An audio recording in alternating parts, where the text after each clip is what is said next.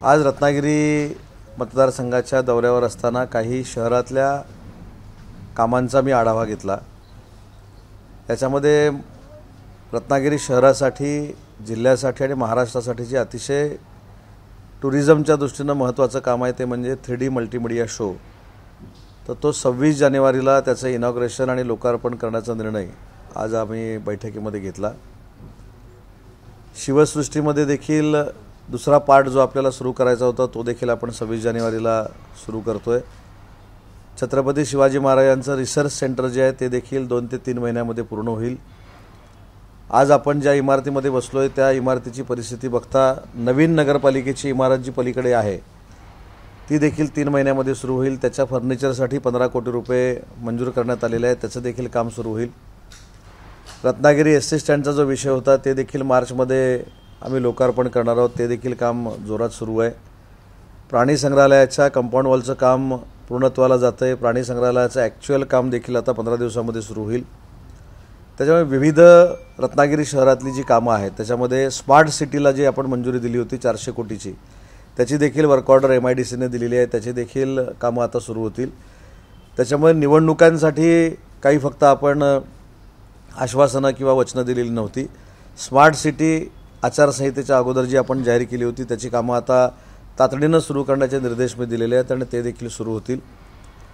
काल परवाच्या वर्तमानपत्रातनं किंवा सोशल मीडियावरनं मी बघितलं की आमचा मित्रपक्ष जो आहे त्या भाजपाचा काही प्रचंड मोठा गैरसमज झालेला आहे काही पदाधिकाऱ्यांचा, आणि सहकार नगरच्या टाकीवरनं काहीतरी आंदोलन होणार, टाकीवर चढून आंदोलन होणार असं पण मला कळलं। त्याची काही आवश्यकता नाही। ऑलरेडी 2.5 महिन्यापूर्वी त्या टाकीला 50 लाख रुपये मंजूर झालेले आहेत। 2 ते 3 दिवसामध्ये ते काम होईल। तसंच काहीतरी कारवांच्या वाडीमध्ये आंदोलनाचा इशारा जोरदार, घाबरलो मी त्याच्यामुळे, असं दिलेलं आहे।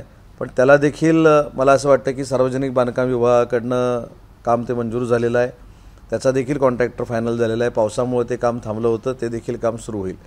माझी देखील आपल्या माध्यमातून माझ्या सन्माननीय मित्रपक्षातल्या पदाधिकाऱ्यांना विनंती आहे, आता कुणी माना किंवा मानू नका, आमदार तर मीच झालेलो आहे, त्याच्यामुळे मला काही जर अडचणी असतील त्यांनी जर सांगितल्या किंवा त्यांच्या कार्यालयामध्ये बोलून जर सांगितल्या तर मी तिथं पण जाईन।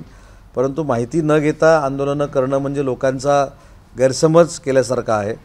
माझ्या काल तालुका प्रमुखांनी आणि शहर प्रमुखांनी याच्याबद्दलचा खुलासा केलेला आहे, परंतु आमदार म्हणून कोणाच्या मनामध्ये गैरसमज राहू नये यासाठी मी तो स्पष्टपणानं खुलासा करतोय।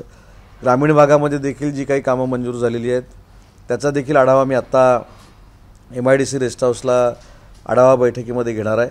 परंतु एक मात्र निश्चित आहे की आचारसंहिता लागायच्या अगोदर जी केलेली भूमिपूजनं आहेत, ज्या केलेल्या घोषणा आणि दिलेली अभिवचनं आहेत ही तंतोतंत पूर्ण करण्याची जबाबदारी आमदार म्हणून माझी आहे आणि ही सगळी कामं 1 वर्षामध्ये पूर्ण होतील। जिल्हाधिकारी कार्यालय जे 100 कोटी रुपयाचं उभं राहतं आहे ते देखील मे-जूनपर्यंत पूर्ण होईल। जिल्हा परिषदेची इमारत देखील मे-जूनपर्यंत पूर्ण होईल।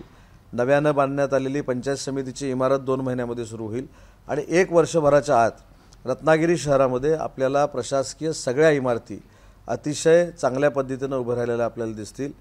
STचं प्रशासकीय कार्यालय जे आहे ते आता जर जाऊन आपण बघितलं तर त्याचं काम देखील पूर्णत्वाला जातं आहे। STचं जे विश्रामगृह होतं त्याचं देखील काम युद्धपातळीवर सुरू आहे। रत्नागिरीचं छत्रपती शिवाजी महाराज स्टेडियम जे आहे ते देखील अंतिम टप्प्यामध्ये आहे। त्याच्यामुळे सगळ्या गोष्टी, क्रीडा संकुल जे MIDCमध्ये होतं आहे त्याला देखील पैसे मंजूर केले, ते देखील काम आता पूर्णत्वाला जातं आहे। त्याच्यामुळे सगळी कामं पूर्णत्वाच्या मार्गावर आहेत आणि 1 वर्षामध्ये सगळीच्या सगळी कामं ही रत्नागिरीतली पूर्ण होतील। नवीन सरकारमध्ये आल्यावर नवीन कामं।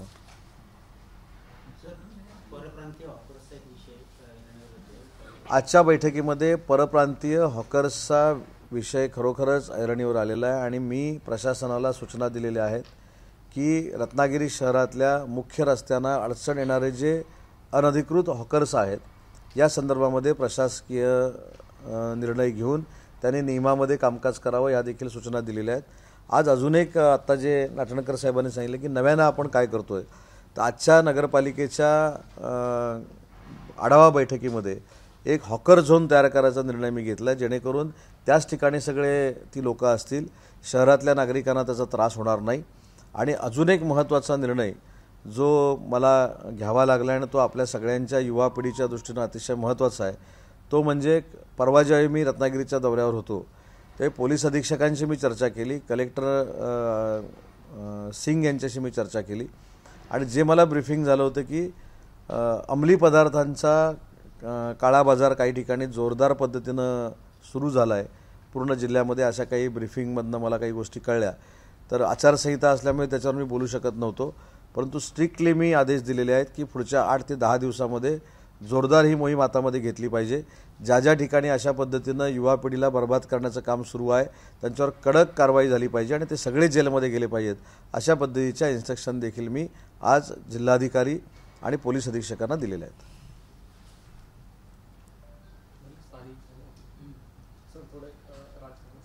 हां, पुढे काय झालं की साधारणपणे उद्या 8 दिवस निकाल लागेल. दिल्लीच्या वाऱ्या झाल्या, बैठका झाल्या, तुम्ही देखील त्यामध्ये सहभागी झालेला आहात आणि मुख्यमंत्री एकनाथ शिंदे अचानकपणे दरेगावात गेले. त्यामुळे चर्चा सुरू झाली की नेमकं घोडं अडलंय कुठं, कारण की अर्थात याबाबत तुम्ही उत्तर दिलेली आहेत, पण नव्यानं ज्या प्रश्नाची चर्चा नाही, नव्यानं दर दिवशी सकाळी तुम्ही हे प्रश्न सुरू करता, एका कुठच्या तरी व्यक्तीची तुम्ही मुलाखत घेता आणि त्याच्यातून हे प्रश्न सुरू होतात.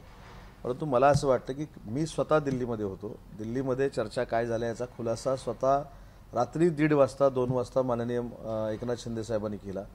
काल मी अधिकृत पत्रकार परिषद घेऊन सांगितलं की याच्यामध्ये सकारात्मक चर्चा झालेली आहे. माननीय एकनाथ शिंदे साहेबांनी जी भूमिका घेतली ती अमित शाह साहेबांना त्यांनी सांगितलेली आहे. त्याच्यामुळं आता मुख्यमंत्री पदाचा जो निर्णय घ्यायचा आहे तो नरेंद्र मोदी साहेबांनी, अमित शाह साहेबांनी आणि नड्डा साहेबांनी घ्यायचा आहे. तो जो काही निर्णय घेतील त्याला आम्ही समर्थन करणार आहोत, शिवसेना, अशी आमची भूमिका आहे. आम्हाला किती जागा मंत्रिमंडळामध्ये पाहिजेत हे देखील अमित शाह साहेबांना, शिंदे साहेबांनी सांगितलेलं आहे. त्याच्यावर सकारात्मक चर्चा होऊन नक्की मार्ग निघेल ही आम्हाला खात्री आहे आणि लवकरात लवकर सरकार स्थापन होईल हे देखील मला माहिती आहे. परंतु 2004 पासूनचा जर आपण आढावा घेतला तर 2004ला देखील 15 ते 20 दिवस सरकार स्थापन व्हायला लागले होते, 2009ला देखील लागले होते, 2014ला देखील लागले होते, 2019ला फारच लागले, 1.5 महिना लागला. तो का लागला आपल्या सगळ्यांना माहिती आहे, पण त्याच्यावर कोण चर्चा करत नाही, त्याच्यावर कोण पत्रकार परिषद घेत नाही. मग सांगावं ना, 2019ला 36 दिवस जे लागले ते कशामुळे लागले? त्यावेळीसुद्धा शिवसेना भाजपची थम्पिंग मेजॉरिटी आलेली होती. त्यावेळी असं काय चित्र निर्माण झालं की पूर्वीच्या लोकांना उभाठा घेऊन काँग्रेसबरोबर जाऊन बसावं लागलं. त्याच्यामुळं आज 5-6 दिवसच झालेले आहेत, जास्त वेळ लागणार नाही. या 2 दिवसामध्ये या सगळ्या गोष्टी निश्चित होतील आणि मंत्रिमंडळाचा स्थापन करण्याचा निर्णय होईल. सर, तुम्ही आता उत्तर देताना एका प्रेस कॉन्फरन्सचा उल्लेख केला, अर्थात ती संजय राऊतांची प्रेस कॉन्फरन्स सकाळी सोडायला होते आणि त्यांनी त्यांच्या प्रेसमध्ये प्रसारमाध्यमांशी बोलताना असं म्हटलेलं आहे की एकनाथ शिंदे यांचं मानसिक आणि शारीरिक संतुलन जे आहे ते बिघडलेलं आहे. मला असं वाटतं की एवढ्या खालच्या पातळीवर जाऊन टीका करणं फार अयोग्य आहे. प्रत्येकाची वेळ येत असते हे प्रत्येकानं समजून घेतलं पाहिजे. एका माणसाला तुम्ही किती त्रास देणार आहात टीका करून, हा देखील एक प्रश्न आता महाराष्ट्राच्या जनतेसमोर उभा राहिलेला आहे. आणि मला वाटतं की एकनाथ शिंदे साहेबांवर टीका टिप्पणी करण्यापेक्षा आम्ही मतं दिलीत, संजय राऊत साहेबांना आम्ही मतं दिलेली आहोत, आम्ही कुठेही गद्दारी केलेली नाही. परंतु एकनाथ शिंदे साहेबांवर कायमस्वरूपी वाईट भाषेमध्ये बोलत असताना त्यांची प्रतिमा अजिबात कमी होत नाही, त्यांची प्रतिमा उलट मोठी होते. कशा पद्धतीने एका सर्वसामान्य माणसाला त्रास दिला जातोय रोज सकाळी उठून हे महाराष्ट्र बघतोय. मला असं वाटतं की जनतेने दिलेला जो कौल आहे, ह्यांना जे घरी बसवलेलं आहे, त्याचं आत्मचिंतन त्यांनी पहिलं केलं पाहिजे. अंबादास दानवेंनी काल जी प्रेस कॉन्फरन्स घेतलेली आहे की काँग्रेसबरोबर आल्यानंतर अडचण निर्माण होऊ शकते म्हणून आम्हाला स्वबळावर उभाटायला लढलं पाहिजे, त्याचं उत्तर द्या ना. एकतर्फी एकनाथ शिंदे साहेबांना टार्गेट करणं, मला असं वाटतं की महाराष्ट्रातली जनतेनं याचं उत्तर दिलेलं आहे आणि भविष्यामध्ये देखील जर शिवसैनिक आक्रमक झाले तर त्याचं उत्तर देऊ शकतात. स्वबळाचा नाराचा उल्लेख तुम्ही केला, ती जर उभाटाने जर का स्टेप घेतली किंवा तो जो काही निर्णय झाला, जी काही त्यांची चर्चा खलबत सुरू आहे, त्याच्यावर तुमच्या कमेंट्स काय असणार? कारण की तुम्ही कधी काळी अगदी या सर्व निर्णय प्रक्रियेमध्ये एक संघ शिवसेनेमध्ये देखील तेवढेच सहभागी असायचा. म्हणजे माझी कॉमेंट्स काहीच नसणार, कारण ज्या लोकांना एकतर्फी फक्त एकनाथ शिंदे साहेबांवर टीका करायची आहे, त्यांचं खच्चीकरण करायचं, त्यांच्या बाबतीमध्ये आम्ही काय बोलायचं? म्हणजे कॉलेजमध्ये किंवा शाळेमध्ये जशी टिंगलटवाळी व्हायची तशा पद्धतीनं आता हे करायला लागलेले आहेत. त्याच्यामुळे त्यांचं अस्तित्व संपवलं आहे महाराष्ट्रातल्या जनतेनं, हे मला पूर्ण माहिती आहे. ज्यांनी स्वातंत्र्यवीर सावरकरांवर राहुल गांधींनी टीका केली त्यांच्या मांडीला मांडी लावून हे बसत आहेत. त्याच्यामुळे त्यांची आयडिओलॉजी काय आहे हे देखील महाराष्ट्राला कळलेलं आहे. म्हणून सारखं सारखं एकनाथ शिंदे साहेबांना त्रास देणं आणि त्यांची बदनामी करणं याचा बदला महाराष्ट्रातल्या जनतेनं घेतलेला आहे. तर एक शेवटचा प्रश्न देतो. शरद पवार असं म्हणाले की निवडणुकीमध्ये सत्ता आणि पैसा त्याचा कुठेतरी वापर झाला आणि त्यामध्ये जनतेनं आता कुठेतरी उठाव करण्याची गरज आहे. शरद पवार साहेबांची कमेंट आहे. आणि त्याच वेळेला दुसऱ्या बाजूला असं घडलं की जवळपास 22 आमदार जे पराभूत झाले त्यांनी तगडी फी भरून जी रिचेकिंग म्हणतो मतदानाची त्याची मागणी केली. तर दोघांची फक्त उत्तर नाही, आम्ही घाबरतच नाही ना. आम्ही जर घाबरलो असतो तर ते जे म्हणतात की निवडणूक निर्णय अधिकाऱ्यांना मॅनेज केलं, तर हे 45,000 रुपये जे भरले जातात रँडम तुमचं EVM चेक करण्यासाठी, तिथं आम्हाला आक्षेप आला असता, आम्ही काहीतरी आक्षेप घेतला असता. आम्ही म्हणतो तपासाच, आणि कोण कुठनं अमेरिकेतनं लंडनमधनं शास्त्रज्ञ असतील ते आणा, तुमच्यातले कोण शास्त्रज्ञ झाले असतील त्यांना तपासायला सांगा, आम्हाला कसली भीती नाही. आणि दुसरी महत्त्वाची गोष्ट अशी आहे की पैशाचा वापर झाला, हे झाला, ह्याच्यावर मला अजिबात कमेंट्स करायच्या नाहीत. परंतु जनतेनं कशा पद्धतीनं नाकारलं आहे, पैशाचा वापर झाला म्हणून जर कोण सांगत असेल तर मतदारांवर हा आक्षेप आहे. हा मतदारांवर आक्षेप आहे, लोकशाहीतला फार मोठा आक्षेप आहे. त्याचा जो काय बदला घ्यायचा तो मतदानातनं पुन्हा एकदा घेतील मतदार, पण पैसे वाटले याचा अर्थ मतदारांवर आक्षेप आपण घेतोय, याची देखील जाणीव प्रत्येकाला असली पाहिजे. त्याच्यामुळे जो निकाल लागला आहे त्याच्यामुळे सगळेच सैरभैर झालेले आहेत. आणि म्हणून एककलमी कार्यक्रम महायुतीच्या नेत्यांना बदनाम करणं, महायुतीच्या सहकाऱ्यांना बदनाम करणं एवढाच उरलेला आहे.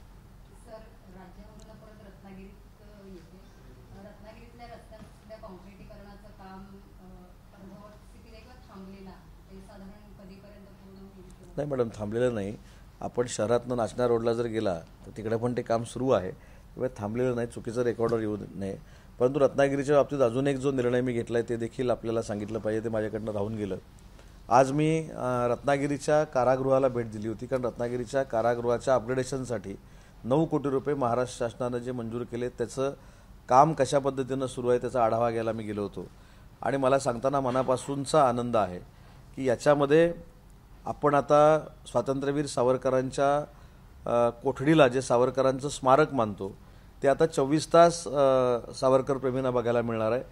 त्याची वाट जी आहे ती पण आपण आता दुसरीकडनं चेंज करतोय आणि 24 तास स्वातंत्र्यवीर सावरकरांचं स्मारक जे आहे, जी कोठडी आहे, ते आता सावरकर प्रेमींना बघण्यासाठी ठेवावी, ह्या पद्धतीचा आजच मी निर्णय घेतला आहे. त्याचं अपग्रेडेशन झाल्यानंतर ती 24 तास उघडी राहील. दुसरं, सावरकर ज्या घरामध्ये शिरगावला दामलेंच्या राहिलेले होते त्या घराला देखील मी भेट दिली, कारण 100 वर्ष पूर्ण झाली सावरकरांना त्यांच्या घरामध्ये राहून. तर त्यांच्या घराला भेट दिल्यानंतर एक लक्षात आलं की तिथं जाणारा जो एक रस्ता आहे तो थोडा अडचणीचा आहे, तर तो देखील रस्ता करण्याचा निर्णय आज मी तिथं गेल्यानंतर घेतलेला आहे. ह्या देखील 2 महत्त्वाच्या गोष्टी आपल्याला सांगायच्या होत्या. निवडणूक आयोगानं ज्या आक्षेप घेतला आहे त्या सर्वांना चर्चेसाठी बोलवलं आहे, खास करून काँग्रेसला चर्चेसाठी बोलवलं. 3 तारीख चर्चेसाठी जर बोलवलेलं असेल तर त्याच्यामध्ये चर्चा होईल. निवडणूक आयोगानं त्यांना सगळी सिस्टीम सांगावी, कशा पद्धतीनं मतमोजणी होते. कारण आपण जर अभ्यास केला तर नांदेडची जी खासदारकीची जागा आहे ती निवडून आली काँग्रेसची, तिथं EVMवर आक्षेप कोणाचा नाही. आम्ही जिथं निवडून आलो तिथं EVMवर आक्षेप आहे. त्याच्यामुळे EVMवर आक्षेप ज्यांचा आहे त्याचा खुलासा त्याच्यावर निवडणूक आयोग नक्की करेल आणि त्याच्यासाठीच कदाचित 3 तारखेला त्यांना बोलावलं असेल.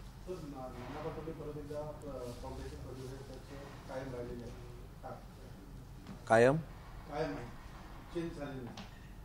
तो काँग्रेसचा प्रश्न आहे ना. नाना पटोले साहेब माझे अतिशय जवळचे मित्र आहेत, पण नाना पटोले जसं तिथं कायम राहिले तिथं आमदारकीवर देखील कायम राहताना त्यांना फार झटापट करावी लागली. पोस्टल मतामध्ये ते निवडून आले.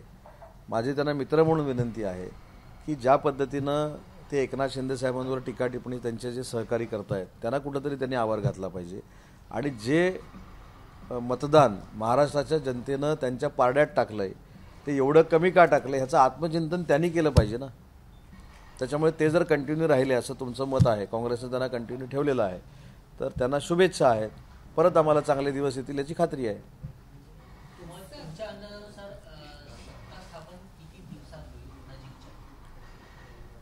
मला असं वाटतं की सत्ता स्थापन होण्याचा कुठच्याही मार्गामध्ये अडसर कोणाचाच नाही, हे स्वतः माननीय एकनाथ शिंदे साहेबांनी दिल्लीमधून देखील जाहीर केलेलं होतं. त्याच्यामुळे या 2 ते 3 दिवसामध्ये सत्ता स्थापन व्हायला काही हरकत नाही. परंतु याच्यातली एक महत्त्वाची तांत्रिक बाब जी आहे ती म्हणजे भाजपाचे गटनेते जे नेमायचे आहेत त्याच्यासाठी त्यांच्या विधिमंडळाच्या आमदारांची बैठक होणं अजून बाकी आहे. त्यांचे निरीक्षक येणं बाकी आहे आणि ते निरीक्षक आल्यानंतर नेता नेमल्यानंतर तात्काळ मला असं वाटतं की मंत्रिमंडळ स्थापन केलं जाईल. 5 डिसेंबरला शपथविधी सोहळा आझाद मैदानात करण्याच्या दृष्टीने तयारी सुरू झाल्याची चर्चा आहे आणि त्याच्या बातम्याही मी आजच सकाळी आझाद मैदानाच्या जवळनं आलो, पण असं कुठं काही तयारी बिरी मला बघायला मिळाली नाही. पण तसं आझाद मैदानात करायचं ठरलं तर एका दिवसात तयारी करू. रिफायनरी पुन्हा नाणारमध्ये व्हावा अशी मागणी भिले प्रकल्प समितीने केली, तर त्याबद्दल तुमच्यापर्यंत काय असेल? हे नाणारमध्ये आता होणारच नाही ना. बारसू ना नाही नाही नाणारमध्ये रिफायनरी होणार नाही हे ऑलरेडी आता फायनल झालेलं आहे. विषय राहिला आहे बारसूचा. तो देखील मी अनेक वेळा सांगितलं की बारसूला रिफायनरी करण्याचा शासनाचा मानस अजिबात नव्हता. माननीय तत्कालीन मुख्यमंत्र्यांनी जे केंद्र शासनाला पत्र लिहिलं की बारसूची 13,000 एकर जागा ही रिफायनरीसाठी अतिशय उपयुक्त आहे, त्याच्यावर बेरोजगारी दूर होण्यासाठी प्रकल्प जर आपण आणला तर तो क्रांतिकारी प्रकल्प कोकणासाठी आणि महाराष्ट्रासाठी ठरू शकतो. त्याच्यामुळं पुन्हा एकदा बारसू हे पुढे आलेलं आहे. पण बारसूच्या संदर्भातली भूमिका परवा देखील मी मांडली की तिथल्या स्थानिक लोकांना विश्वासात घेऊन त्यांना जे आवश्यक आहे ते करून दिलं जाईल. सर, पण आंध्र प्रदेशमध्ये रिफायनरी प्रकल्प जाणार अशी चर्चा आहे. त्याच्या म्हणजे भाजपच्या लोकांनी मागणी पण केली. प्रमोद जठारांनी सांगितले की आपल्याकडे होण्याची शक्यताही आहे, पण लोकांचं मत हवं. नाही, मला याच्यावर ते एक बोलले ना की होण्याची शक्यता आहे पण लोकांचं मत पाहिजे. मग जठार साहेबांना माझी विनंती आहे की लोकांचं मत तसं त्यांनी बनवावं. तसं जर लोकांचं मत बनलं तर रिफायनरी करायला काहीच अडचण नाही. पण लोकांचं मत नाही आहे, विरोध आहे, म्हणून ज्या सगळ्या प्रक्रिया होत आहेत. त्याच्यामुळे जठार साहेबांना माझ्या शुभेच्छा आहेत की त्यांनी तिथं जाऊन तो प्रकल्प आणण्यासाठी जर लोकांचं मतपरिवर्तन केलं तर सरकार त्यांच्यासोबत राहील.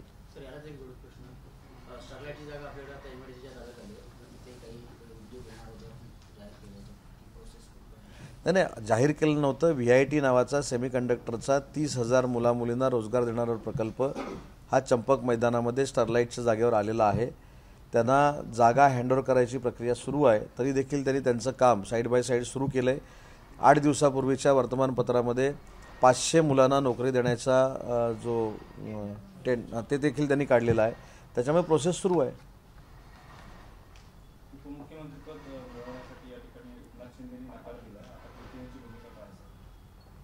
कधीची बातमी